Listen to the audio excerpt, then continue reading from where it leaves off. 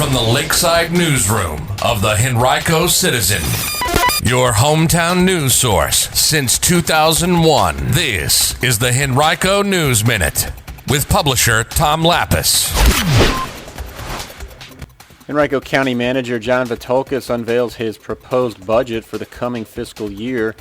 And good news for Henrico seniors who have registered for the COVID-19 vaccine. We'll have details about those stories and others coming up on today's Henrico News Minute for Wednesday, March 10th, 2021. It's brought to you today by Henrico County. And now for the news. A lot has changed in the past 365 days. On this date last year, Henrico County Manager John Vithoulkas presented the county's Board of Supervisors with a budget proposal that became obsolete just days afterwards thanks to the arrival of COVID-19. Several weeks later, he announced a reduction to that proposal by $99 million to account for a worst-case financial scenario as the county entered uncertain times. But last night, though COVID continues to disrupt life in significant ways, Henrico's financial recovery from the virus appeared nearly complete. Vithoulkas presented his budget proposal for the coming fiscal year, a $1.43 billion operating budget that is a 2.2% increase from the original budget that he had proposed a year ago today before the pandemic. In a typical year, the county's budget would increase by about 5.5% or so, but the fact that this proposal is close to what would have been the normal spending level this year, even in a world without COVID, is significant. And the highlight of the budget is what county officials have termed a generational set of pay increases for Henrico employees, particularly educators and public safety officials, as part of a $57.6 million batch of targeted funds that will begin being distributed in the current fiscal year and continue into the next one, which begins July 1st. That bump will increase pay for all eligible employees by at least 4.4%, and by as much as 17% for the longest tenured educators. The new budget also will unfreeze most of the 450 or so frozen vacancies within the county, perhaps about 150 or so of which will be filled in the coming months. Additionally, it will fund the creation of 104.5 new full-time equivalent positions, most of them, 91.5, in education, the lion's share of those associated with the doubling of Holiday Elementary School and new versions of Highland Springs and Tucker High Schools, all of which will open in the fall. For the 43rd consecutive year, the county's real estate tax rate would not increase as part of the proposal. It would stay at 87 cents per $100 of assessed value. The budget also would restore funding for capital projects in a major way to the tune of $224 million.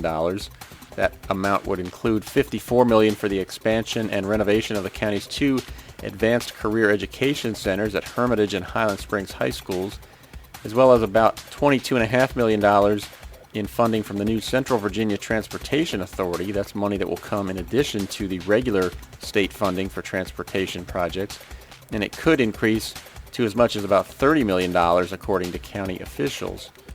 Henrico's been able to weather the pandemic financially in much better shape than those worst-case scenarios that officials were planning for last year.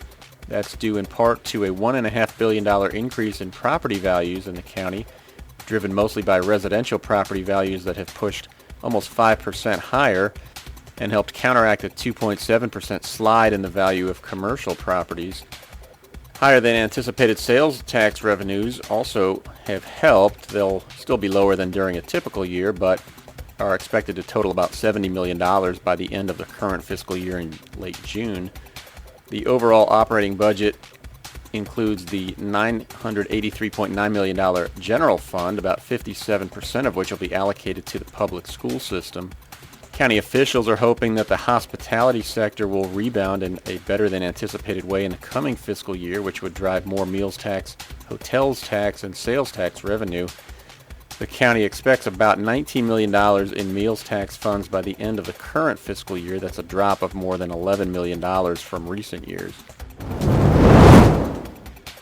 Also, during the Board of Supervisors meeting last night, supervisors voted to find a proposed expansion of Tuckahoe Park, home of the Tuckahoe Little League complex, in substantial accord with the county's comprehensive plan.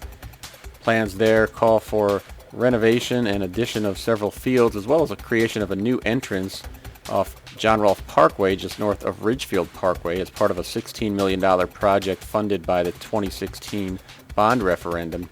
The only entrance to the complex currently is through a neighborhood.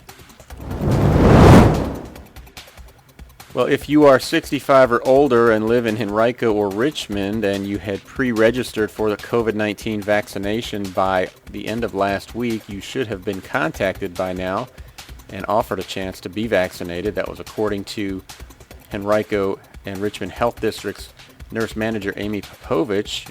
She said yesterday that officials had contacted about 35,000 seniors in recent days to try to fill 12,000 vaccination spots on Saturday, Monday, and today. Obviously, that means 23,000 were not contacted in time, but they will remain on the list for future events. Now, the health district has opened up vaccinations now to all of Phase 1B in both Henrico and Richmond. That opens the opportunity to about 300,000 people, according to Henrico Chief of Staff Carrie Trattina. If you are currently eligible and have pre-registered, be sure to answer your phone if you get a call from a number you don't recognize, and also check the email that you used if you gave one when you registered. As more Henricoans are being vaccinated against COVID-19, the county's percentage of positive cases continues to drop. It's down now to 5.6% during the 7-day period that ended March 5th. That's among PCR tests, and it is just 6.2% among rapid antigen tests as of that same date. Yesterday, the county reported 68 new cases of COVID, up from just 33 that were reported on Monday, according to the Virginia Department of Health. The 7-day moving average of new daily cases in Henrico is now at 50.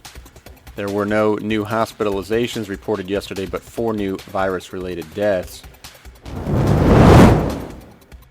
The name of a Henrico soldier who died during battle in the Korean War some 70 years ago will be added to the Virginia War Memorial's Shrine of Memory 20th Century during a ceremony March 11th.